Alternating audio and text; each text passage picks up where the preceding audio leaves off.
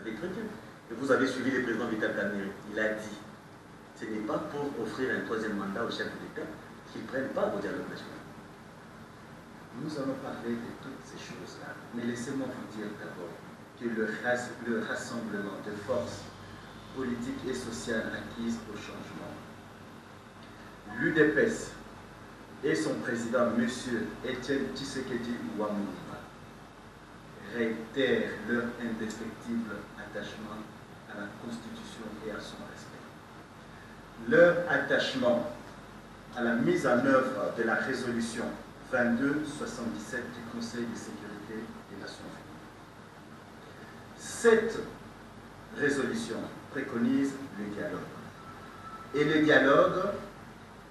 le dialogue préconise d'abord la réconciliation entre le peuple congolais, la réconciliation entre le camp du statu quo, incarné par M. Joseph Kabila, et le camp du changement, incarné par M. Etienne Tshisekedi Ouamouba. Vous comprendrez pourquoi je fais ces préambules. Vous le comprendrez tout à l'heure.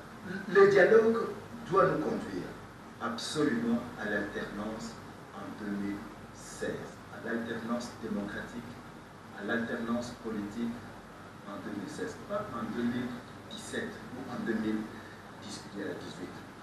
Face à cet entêtement du camp du statu quo, de M.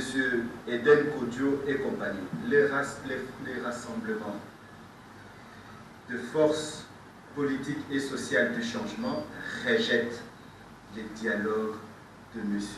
Kodio et compagnie. Ces dialogues, ces pseudo-dialogues n'est en réalité que des concertations bis au sein du camp du statu quo. Nous rejetons toutes les conclusions. J'ai dit bien, nous rejetterons, si vous voulez, toutes les conclusions qui vont sortir de ces dialogues. Et nous allons considérer ces conclusions ou ces résolutions comme nulles et non avenues. Et par ailleurs, nous demandons au peuple congolais, nous demandons à la population